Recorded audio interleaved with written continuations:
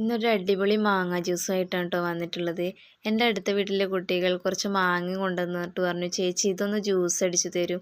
അപ്പോൾ ഞാൻ പറഞ്ഞു, ഈ മൂത്ത മാങ്ങ കൊണ്ടൊന്നും ജ്യൂസ് അടിക്കാൻ എനിക്കറിയില്ല, പഴുത്ത മാങ്ങ കൊണ്ട് മാത്രമേ ജ്യൂസ് അടിക്കാൻ അറിയൂ. അപ്പോൾ അവർ പറഞ്ഞു, ചേച്ചി ഇതിൻ്റെ തൊലി ചെത്തുന്നിട്ട് നമുക്കിത് വേവിച്ചെടുക്കണം പറഞ്ഞു. അങ്ങനെ ഞങ്ങൾ തൊലിയൊക്കെ ചെത്തി വെള്ളമൊക്കെ ഒഴിച്ചു വേവിച്ചെടുത്തു. അപ്പോൾ അത് വേവിച്ച മാങ്ങ ചൂടാറിയതിന് ശേഷം മിക്സിയുടെ ജാറിലേക്ക് ഇട്ടു. അതിലേക്ക് ഐസ് ക്യൂബ്, ഇഞ്ചി, 2 ഏലക്കായ,